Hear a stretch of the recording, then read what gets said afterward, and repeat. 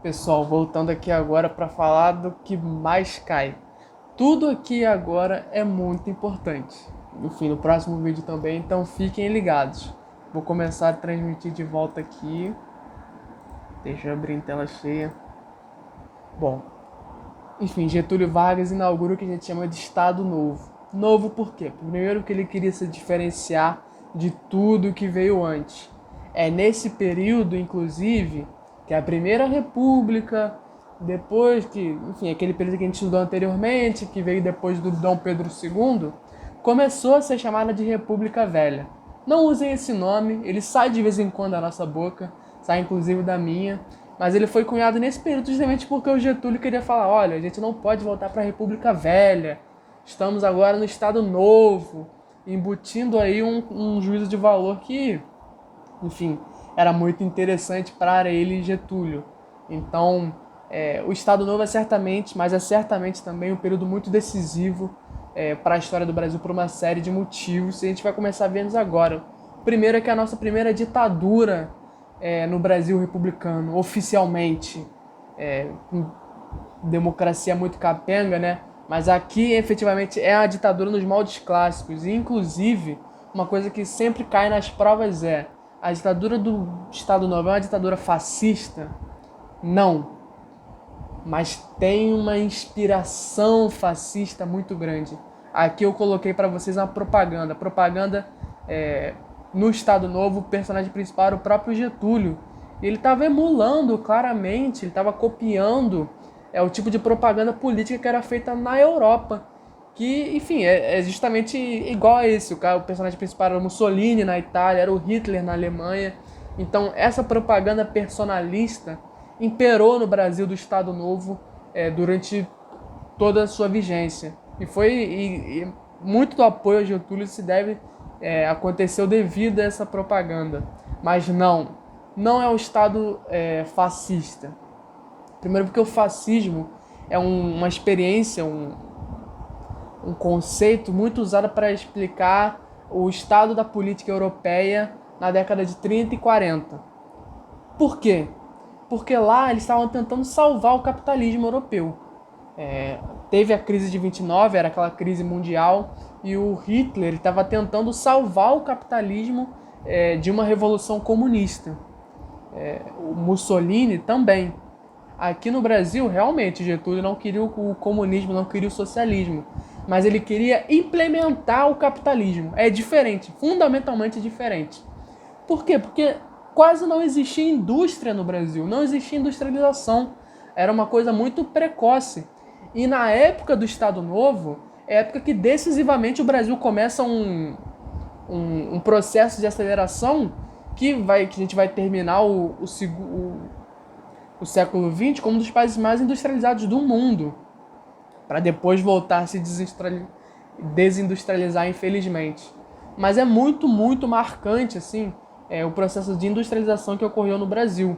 Então, essa é a diferença fundamental. Qual é a diferença do Getúlio para o Hitler e para o Mussolini? Além dos outros dois europeus serem muito violentos, muito mais violentos, a violência ela está em outro patamar que chega a ser quase incomparável, violência inclusive política, o Getúlio estava implementando o capitalismo aqui, não tentando salvá-lo.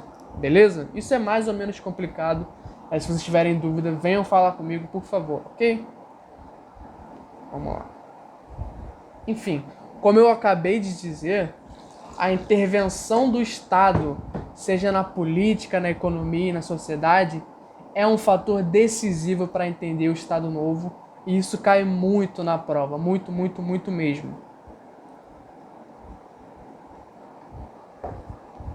Bom, a economia no Brasil, até 1929, o Brasil era uma grande plantação de café, como eu falei para vocês. O café entrou em crise e o Getúlio ele toma essas medidas de salvar o café. Mas com o dinheiro dos impostos dos barões de café, ele começa a investir na industrialização brasileira, no processo que a gente chama de industrialização por substituição de importação. O Brasil, naquela época, era tão agrário, tão atrasado, que a gente, por exemplo, não fabricava nem aço no Brasil. não tinha aço no Brasil, velho. Ele tinha que importar da Europa, dos Estados Unidos e de outros lugares. Não tinha as famosas indústrias de base, ou seja, produção de concreto, tudo isso era muito precário. A gente vivia realmente assim no século XIX ainda, um atraso muito marcado.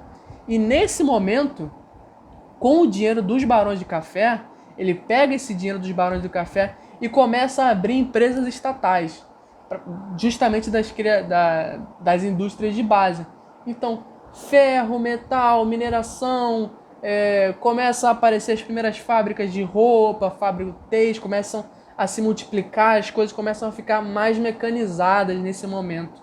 Então, a intervenção do Estado é fundamental, é um personagem da política brasileira muito marcante desse período.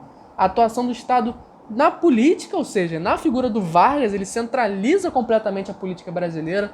Não existem estados na época do Estado Novo. Getúlio Vargas odiava a democracia, odiava os partidos políticos. Ele queria se manter no poder enquanto desse. Então, uma expressão muito feliz de um historiador chamado Jorge Ferreira, ele dá o título do livro dele com esse nome, O Tempo do Nacional Estatismo, porque tudo era vinculado ao Estado, enfim. O que vai gerar grandes consequências no futuro para o próprio Getúlio. Mas é basicamente isso. Seja na economia e seja na política, a atuação estatal é muito decisiva para a modernização do país.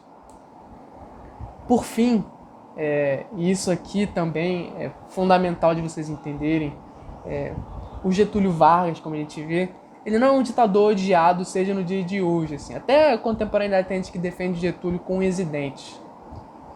Por quê? Cara, isso é uma questão muito complexa, na realidade. Ele tem esse epíteto, né, de o pai dos pobres. É porque na época do Estado Novo, em 1943, que ocorreu a consolidação das leis trabalhistas. Foi criada a CLT. Nesse contexto, nesse conjunto, o Vargas ele queria assegurar para os trabalhadores mais pobres poder de compra. E para você garantir poder de compra, para as pessoas terem dinheiro, serem menos exploradas, você tem que garantir um salário mínimo. Salário mínimo que garanta a elas justamente esse poder de compra. Então, além de comprar comida para sobreviver, as pessoas precisam comprar outros tipos de material. Então é através da criação da CLT, Getúlio Vargas não é nada bonzinho quando garante a criação da CLT, justamente porque ele quer garantir mercado consumidor para o Brasil. E qual é o pulo do gato do Getúlio? Os trabalhadores, os industriais, os trabalhadores urbanos, os operários industriais, eles estavam desde a Primeira República lutando pelos seus direitos, fazendo greves e protestos do jeito que eles podiam. Então, a melhoria de vida deles iria acontecer de qualquer forma. Já existiam uma série de leis que garantiam alguns direitos básicos aos trabalhadores. Mas a habilidade do Getúlio foi que através de uma ditadura, ou seja, ele tinha controle dos meios de propaganda, dos meios de comunicação, ele conseguiu transformar essa conquista dos trabalhadores, a consolidação das leis trabalhistas, a conquista dos trabalhadores, ele conseguiu transmitir a imagem de tipo assim, não, eu, Getúlio, que estou dando para vocês.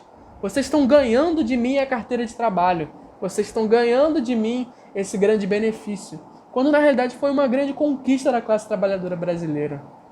A Ângela de Castro Gomes é uma grande historiadora brasileira, uma das maiores da nossa história. Ela tem um livro muito famoso que ela usa esse termo.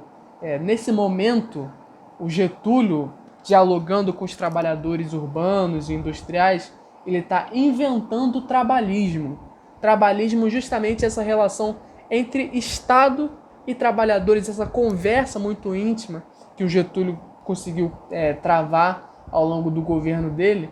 Esse é o chamado trabalhismo, que vai ter uma grande tradição com Leonel Brizola, com João Goulart, enfim, que vai acabar em 2004 com a morte do próprio Brizola. Então, esse é um momento decisivo. Assim, 1943, a data da consolidação das leis trabalhistas, é um dos momentos mais importantes da história contemporânea brasileira. A gente perde a noção de quão importante é uma carteira de trabalho na contemporaneidade, mas na década de 40, quando a vida ainda conseguia ser muito pior e muito mais dramática do que era hoje, você tem a carteira de trabalho que salva uma vida, cara. Tipo, entre tomar um esculacho da polícia e você ter lá, tipo assim, não, eu sou trabalhador brasileiro, eu tenho aqui minha carteira de trabalho, meus direitos, eu não sou malandro. Essa figura do malandro ficou muito famosa na época. Não sou malandro, sou trabalhador. Cara, isso salvava uma vida, salvava uma pessoa de ser morta. Então, foi através dessa falsificação, dessa manipulação do Getúlio, que ele conseguiu garantir o apoio decisivo das camadas urbanas brasileiras. Enfim, a gente volta aqui daqui a um pouquinho para ver mais um vídeo, beleza?